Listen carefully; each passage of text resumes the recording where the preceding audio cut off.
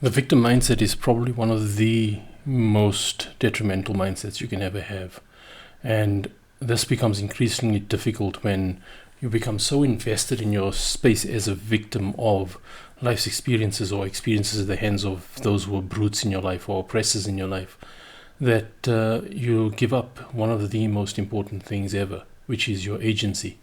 And I think agency, and I'll unpack that in a second, agency is probably one of the most undervalued and under-discussed aspects of mental health. Because it's agency, it's our ability to decide how we want to respond, what we take from what we're experiencing, what we interpret to be the reason for our experiences, etc. That is our agency, our ability to be able to decide how it is that we want to deal with life, respond to life, what we take from life, what we think life offers us. And the moment you're in a victim headspace, you give that up, because a victim is waiting to be saved. And here's the problem. When you're a high-functioning victim, you put a lot of important things on hold. And when you put important things on hold, you end up lacking in fulfillment, in accomplishment, in the sweetness and the joy of life. Because then you're still defined by what it is that you experienced before. You're defined by the fact that you had it so bad that you're now focused on why it is that you need to get others to realize that it's unfair for them to expect more from you because they don't know what you've been through. That might be true. It's true for all of us. No one truly knows what we've been through. No one truly knows how something impacted us. They might be able to see our reactions on the outside. They might be able to see how it is that we deal with things beyond that. They might be able to see just the surface level kind of expression and engagement that we offer in response to what it is that we experience. But no one knows how deep it actually hits. No one knows what it defines for us. No one knows what it is that a simple gesture might take something that looked like complete despondency and turn it into hope. So this victim mindset, part of it, is needing others to understand and appreciate why it is that you feel the way you do. Now, be careful with that. Yes, we need to be able to express that in healthy ways, in sincere and intimate ways with people that are close to us. But the problem is, when you're in a victim headspace, you don't only look to share it with the people that are close to you, you look to share it with everyone. You look to ensure that everyone knows how amazing you are despite what you've been through. And that's the victim headspace. And what the victim headspace does is it defines you by your struggles. You become defined by those struggles. You look at life and you think, well, this is only what's possible and I can't expect more than that from myself because I've been through that. And as long as you are defined by something that you've been through, you're not living in the present moment. And you're also tainting everything that you want to achieve in the future. And that's why one of the biggest problems we've got in this world is that the greatest oppressors are people who are claiming victimhood. The greatest oppressors are people who are claiming victimhood. The people who claim to be a victim of so many things that happen to them in life and that's happening to them in life and that others are not doing for them in life, etc., etc., etc. Those people are the greatest oppressors, because when you're focused on what you're not getting and what you didn't get and how bad it was for you, you are completely losing sight of what it is that you owe to the people around you that you take from all the time. And this kind of accountability feels like a trigger for a lot of people.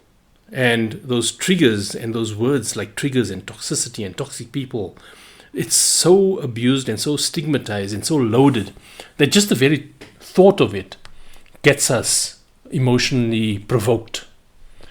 And that's what we need to consider, is that if you're quick to being provoked, that means you're in a victim headspace. Listen to what I'm saying. Just bear with me before you suggest that I'm being harsh or cruel or not understanding or inconsiderate or whatever it is. Victims or people who are in a victim headspace, they need others to make them feel okay about themselves. They need others to reassure them all the time.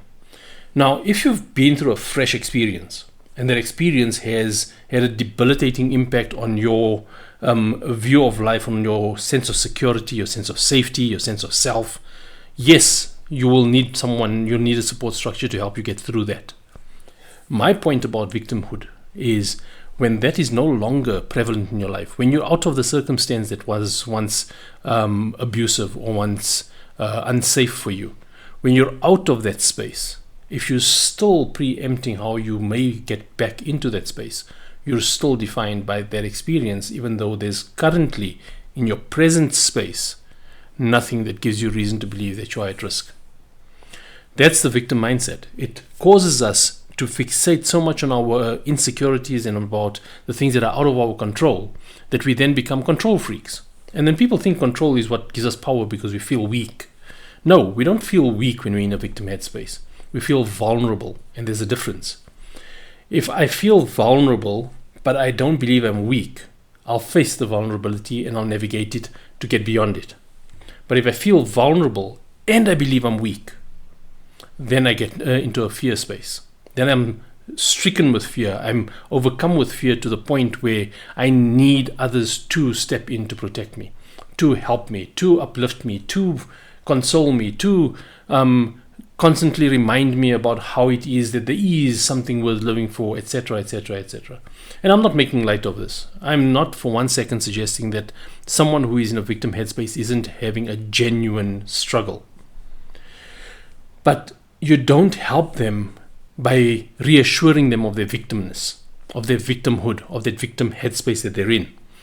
You need to strike a balance between recognizing and showing empathy for what it is that weighs them down, while redirecting attention to what it is that they can do beyond it, what it is that is currently true versus what was true, what it is that they took from their experience that is now so defining that it's caused them to question themselves and doubt everything about life and doubt relationships and doubt people and have trust issues and all of those things.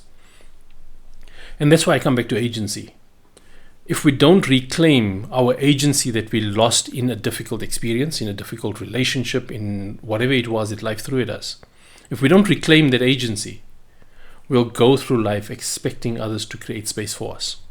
We won't create space for ourselves.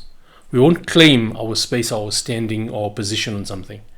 We'll constantly need people to be sympathetic to why it is that they must allow us to have space. They must allow us to be sensitive or volatile or whatever it is, because again we come back to that same headspace, that same internal dialogue that says, you don't know what I've been through, you don't know how bad I've got it, you don't know how bad my life was. Why does anyone need to know how bad your life was if they weren't part of it? The only reason we need to have those kinds of discussions is in significant relationships, significant, not every relationship, where our expectation of ourselves and what we know is a legitimate expectation from others, we want them to understand why it is that we're putting in the effort and the work to try and get better at it, because we're struggling with it for X, Y, and Z reasons. That's completely human. But to surrender to your victim headspace, that's the problem. To surrender to the fact that I've had this, that, and that happened to me, so that's why I am like this, and you must understand that this is now something that you need to be sensitive about. The moment we outsource our triggers, our sensitivities, our vulnerabilities, and we make others responsible for tiptoeing around it and for being sensitive about it and reassuring us about it, we're placing a burden on them that they didn't sign up for. Unless they were directly involved in what it is that caused us to feel this way, then also there has to be a limit, because you can't hold someone to ransom for the rest of their life just because of one miscalculated move on their part, or one insensitivity or one infidelity on their part at some point in the past. You either make peace with it and you move on, or you let it define everything about you and your relationship from that point forward. And this is what happens when we run into problems of betrayals of trust in that. Because the betrayal of trust in itself will hurt. It will hit hard. It will shake your perception of life, etc. Because trust is what we use to build on what we look forward to in the future. With someone, in a life we're creating with someone, in what it is that we're hoping to accomplish and leave as our legacy, all of that. All of that is based on trust. Our trust with life, our trust with people, our trust with close relationships, our trust in how the world works, our trust in the systems and structures and institutions in which we operate, because those are all the things that need to cooperate with us for us to be effective at what it is that we want to achieve. That's why trust is so critically important. And trust is not regained without consistent experiences in that regard that convinces you that there's now a regained credibility from someone or from something. And this is sounding a bit too theoretical, but let's try and land it in a more meaningful, substantial way. So if I experience a betrayal of trust, it doesn't have to be infidelity, it could be anything. It could be that something important to me or something that was really precious or close to my heart, I shared with someone, and they went and repeated that to someone else. So that safe space was now no longer safe. Then I can do something about that. I can either feel hurt and offended and continue feeling hurt and offended and cut them out of my life, because that's what we do these days. We don't try to remedy or discuss problems, we cut people off. Or I can understand that if there was no deliberate malicious intent, and even if there was malicious intent, I need to first give that person an opportunity to explain why it is that they did what they did. And if they don't take up that opportunity, then we work with that. But you don't preempt whether they're going to or not. You don't preempt what you think they did or why you think they did it. Because that's the other problem, is when you're in a victim headspace, you're always projecting your intentions and your motives on someone else's behavior. You're always looking at someone else and thinking, well, the reason they did that is because of, I know this is what they were thinking. You don't know what someone was thinking. Unless they tell you what they were thinking, you don't know what they were thinking. So the moment you project yourself into that space and you try and say, well, I know what you were thinking, and that's why you did this, and that's what you did, why you did that. I know why you intended that or why you meant that. I know how you meant it and all of that. This is just us being in a victim headspace. And it's an exhausting space to be in. The reason it's exhausting is because we have to compensate for permutations and scenarios and possibilities and other people's behaviors and intentions and motives and outcomes and all of that. All of that is like 1,000 times more effort than what would be needed if we just dealt with what was in front of us. So the victim headspace is not because of the impact it has on the people around you only. It's the massive impact it has on you in your life. And if you don't recognize and you're not willing to embrace the reality that you may be in a victim headspace, you won't be able to do anything about it. You won't be able to reclaim your agency. And that agency, coming back to that, is about how do I feel about myself rather than why it is that something else that happened defines how I feel about myself. That's the victim headspace that you need to be aware of. Is when you look at yourself, when you assess yourself, evaluate where you are in life, what you're about, what you've achieved, what you're capable of, how you feel, your emotional disposition, whether you're optimistic or are you pessimistic, and all of these things. You need to own that. You need to understand where that comes from. And yes, it can be influenced by a past experience. But recognizing why the past experience convinced you of that, and then testing whether that belief from the past experience is still true in the present moment of your life, that's how you emerge from the victim headspace. If it is still true, you do something about what is still true, or you make choices around it. That way you give yourself something substantial, something to work with. But if you just sit there with complaints about the past and managing expectations about the future, you give yourself nothing to work with because you're still defined by it. And this is why a lot of people focus on how do you let go? How do you let go? Letting go is not the problem. As long as you're focusing on letting go, what are you focusing on? You're focusing on the very thing that you want to let go of. It doesn't make sense. And this is the kind of insanity that has crept into the mental health space in the mainstream, is constantly being defined by experiences and trying to make you as functional as possible. That's why people celebrate their survival status. I survived this and I survived that, and their victim status about what it is that they've been through.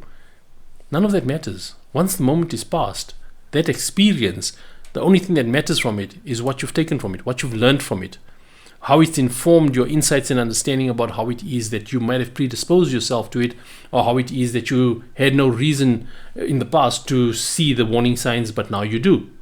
That's agency. Agency is when you claim your right to be deliberate and conscious about how it is that you want to live your life. Most people don't do that. Most people are defined by what's happening around them. Most people approach life because of the fear of what would happen if they didn't do what they need to do. The number of people that I know that have a job because they're afraid of being homeless far exceeds the number of people who are doing something because they are genuinely inspired by the opportunities that what they're doing creates for them to create value or leave a legacy. And that's the problem. People go through school and university because if they don't, there's going to be a negative consequence. People then, when they get these trinkets and these certificates and these degrees and these titles, they then decide how they're going to want to put that to best effect. Or they then see what opportunities that opens up for them, and then they leverage those opportunities. Notice how reactive we are. Then when we get the opportunity, we get the job, or we get the post, or we get the business going, then we look at how it is that we can take that and leverage it for the next level.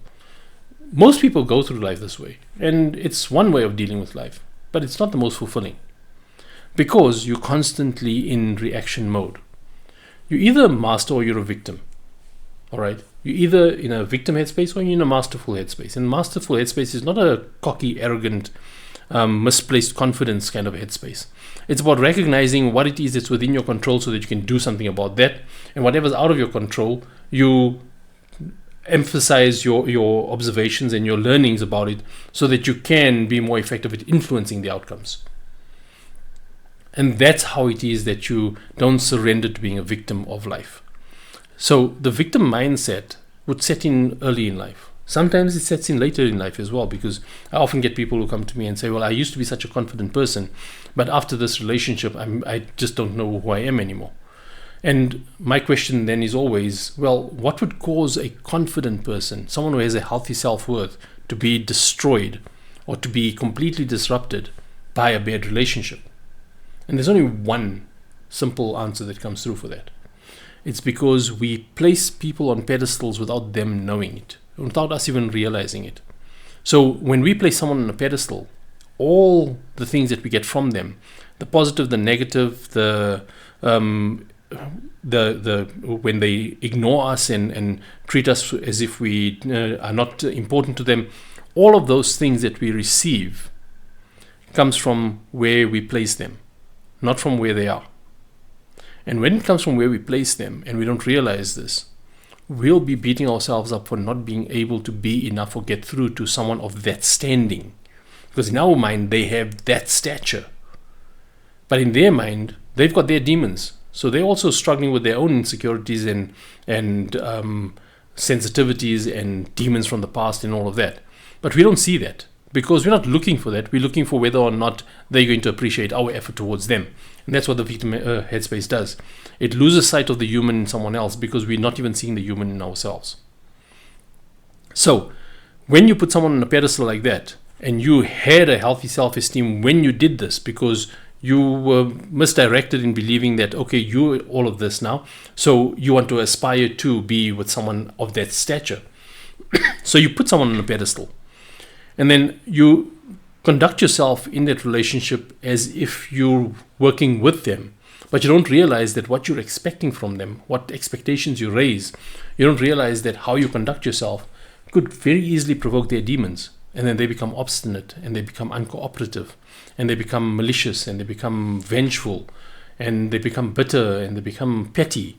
And then you look at it and you think, why? What am I doing wrong? If you're only going to focus on why it is that you might be doing something wrong, why are you not good enough? Why do they not appreciate you?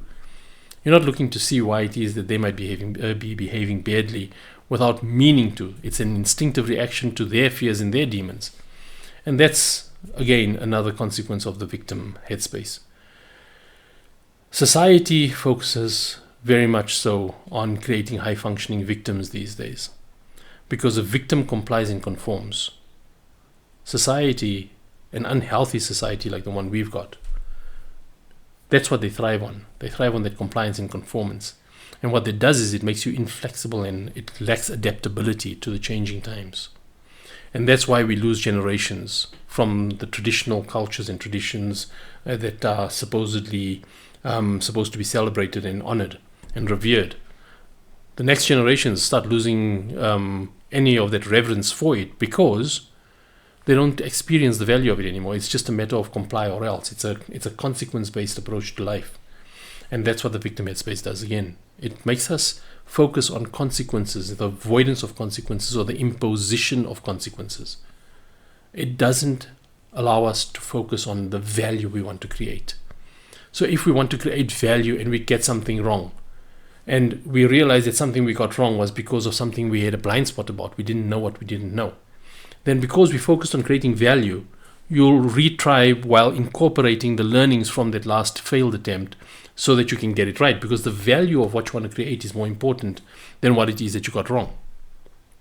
But if you're looking to comply, if you're looking to be good enough, if you're looking to fit in, if you're looking to be accepted or celebrated or approved of or validated, you're going to focus on the failure. You're not going to focus on why it is that it was understandable for you to have gotten it wrong. And that's, again, the victim headspace. So we need to own our victimness. We need to own our victimhood. We need to own how it is that we feel about ourselves so that we can actively and substantially do something about that. We can't hold others responsible for our self-worth, because it's called self-worth for a reason. It's the value, it's the worth that you place on yourself because of what you think you are worthy of, what you think you are capable of creating as value for others, what you think you bring to the table for the relationship you're in. It's your worth that defines how it is that you interpret what others do towards you. So if you don't have a healthy self-worth and you're in a victim headspace, when someone does something that affects you negatively, you automatically assume that they're doing it because that's how they treat you, not because that's how they're struggling with their own demons that's causing them to behave badly. And I'm not saying you're responsible for other people's demons. That's exactly the point I'm making, is that you're not responsible for someone else's demons. You are responsible for your own. And if you own your demons, you are less likely to be driven by the demons of others. So when someone else behaves badly, you can then see what is the reason for the bad behavior rather than only fixating on the behavior itself. Because that's again what the victim headspace does. It focuses on anything that resembles the behavior or the experience that got us into that victim headspace in the first place. And then people look at that and the long-term effects of that, and they give it all sorts of fancy labels like trauma this and trauma bonding and codependency and PTSD and all of these things. But it's not that. It's the fact that you're still struggling to make sense of why that happened in the first place. What is the first thing that anyone asks whenever something bad happens? Why? Why did it have to happen to me? Why did it have to happen at all? Why did they do this? Why did that not work out? Why was it so difficult? Why was I asking for too much? All of those, it's always a why. So when you're in the victim headspace, you're not looking for why. You're looking to get other people to understand the reasons for you not being capable of more. So you're looking for them to understand your why. You're not looking to understand the why that defined you. Stated differently, what I'm saying is that when we're in the victim headspace, we place the accountability of understanding on everyone else, not on ourselves. And then we feel as if we are valued by how much space others create for us, without realizing that as long as we need them to create space for us, we're not creating space for them. And that's how you get one-sided relationships. Now, some relationships work like that because one person might be so driven by needing to be supportive to others, and that's how they feel valued, that the one who needs support always gives them enough reason to feel like there's purpose in life. However, most people outgrow each other, so to speak, because when that balance reshapes how each person feels about themselves, inevitably what happens is the person who needed that support, who now feels valued, develops their self-worth and their confidence and doesn't need that kind of support anymore. It feels like rejection to the other person. So this is how we need to understand what is the dynamic that we share in our relationships. And again, you're not going to understand that dynamic if you're viewing it from within the context and the perspective of being a victim to life. So if you want to have a healthy relationship, if you want to have a life that feels fulfilling, that has joy in it, that has a sense of accomplishment in it, where your life is not driven by the fear of what will happen if you don't do all of the things that you have to do, and then you feel some sort of relief when you manage to do what it is to avoid consequences. If that's how your life is driven, you're going to wake up eventually and wonder, what's the point? You're going to start struggling with optimism. You're going to start struggling with anxiety, because anxiety is overthinking the future. It's about preempting what the future holds relative to what you've experienced in the past, and combine that with how it is that you believe you are capable of dealing with this probability that you're seeing play out in front of you. That's what happens when you lose yourself to being a victim, when you lose yourself to the fears and the triggers from the past. You need to take a more active role in reclaiming who you are, rather than needing things around you to align before you'll feel safe. Because it's your right to claim your dignity and your self-respect. It's self-respect. It's not respect from others. What you respect about yourself is what will determine what you make yourself available to, or who you make yourself available for, what lifestyle you make yourself available for, what it is that's going to define your trinkets or your tokens of success in your life. That's all about how you feel about yourself. And that's why the ones who live the loudest, the ones who are always out there in your face, showing you all of the big brand labels that they've got, and all of their accomplishments, and how successful they are, and what big titles they have, and how many degrees they've got, those people lack self-worth. And I'll say that quite categorically. You lack self-worth when you're constantly reminding people about how much you've accomplished. Because self-worth is reflected in you accomplishing things that mean something to you, not you accomplishing things that you hope will mean something to others. And that right there is the essence of parenting. I always say this, and most people don't get it, but hopefully at some point it will land, is that when you are a parent, your focus is on what you know is going to be the long-term benefit and goodness for your children. It's not what you need them to validate you about right now. And the parents who need that validation immediately are the ones that try to be friends. They try to be cool, and they try to be like hip and trendy so that their children are not embarrassed of them, or that they think that it makes it easier for the children to talk to them, and that your children don't need another friend. They need a parent. And you won't know how to be a parent if you're focused on the instant gratification you need about how you're doing as a parent. And that instant gratification is driven by your fear of not being good enough, which means you're in a victim headspace. You're afraid of being like someone that might have been untoward towards you. You're afraid of turning out to maybe be like one of your parents or both your parents.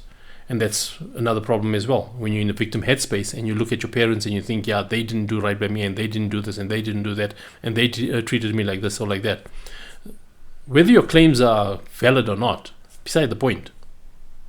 The fact that you're defined by all of that now, at this stage in your life, when you have agency to choose to be different, to choose to rise above it, to choose to understand why it is that they were incapable of better than that. Instead, the best response you've got, because the mainstream is encouraging us towards this, is cut out toxic parents. It's absolute rubbish. It never ever works. You know why? Because your relationship with your parents is the most important relationship in your life. Period. You can't change the parents you've got, but you can be a better son or daughter to them. And that doesn't mean you must surrender what's good for you so that you can meet their every whim and fancy or desire or preference.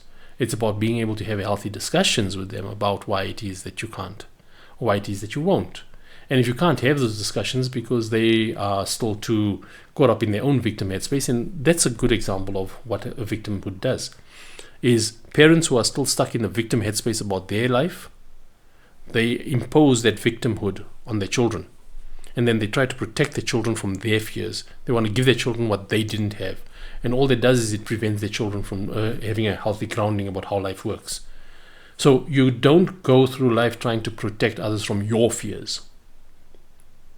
You go through life by owning the fears that you have, understanding where it comes from, and doing something to mitigate it, so that you can accept what is the balance that you've got regarding how you want to face that situation. And it can be any number of fears. Each one of us have our own unique fears, our own unique insecurities, because life is far too varied and complex for any two people to have exactly the same take on how life works. So there'll be consistent themes about what we believe is important, value systems and things like that. But those value systems only provide the framework. It doesn't talk about how it is that you're going to live the value. How you want to live that value, how you want to implement it, subscribe to it, share it with others.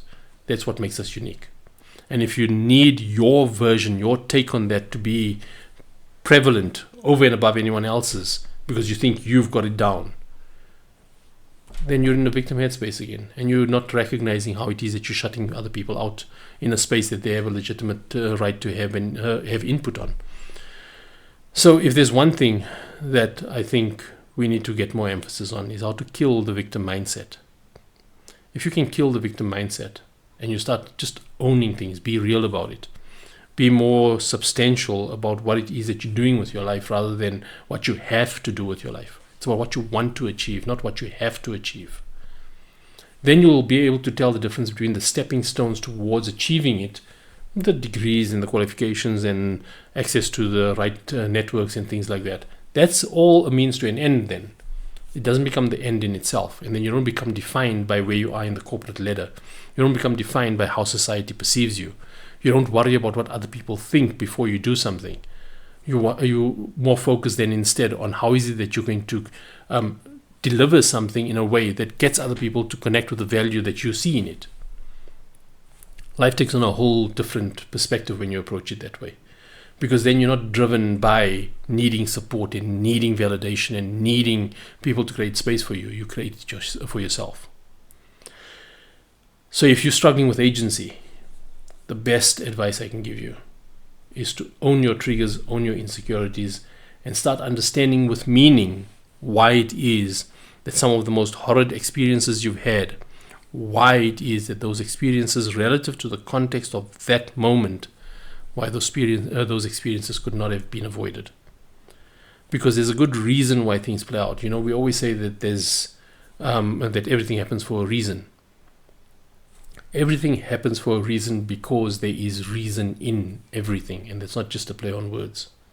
There is reason in everything. There's a reason why people misbehave. There's a reason why people are obstinate. There's a reason why some are doormats. And if we don't understand why, we'll just take everything at face value, and our life will lack substance, and it will lack depth, and our relationships will feel shallow and empty, and we'll keep chasing for where that fulfillment is going to find us, or we're going to find it. And that's how you end up leading a life driven by the fear of not getting what you want, rather than the aspiration and inspiration to achieve what you believe is important and valuable. I hope that's of value to you, and I hope that you start valuing yourself more before you expect others to value you, because you teach others how to treat you by how you treat yourself. If you present yourself as a victim, you attract people who are looking to uplift a victim. And when you're no longer a victim, you will outgrow them, and they will walk away, and you will feel betrayed. And that's how it plays out. This is what happens when you have a lack of mindfulness, a lack of agency, a lack of self-awareness. So remember, self-worth, self-respect, dignity, that's all what you think of yourself. It's not what anyone else thinks of you.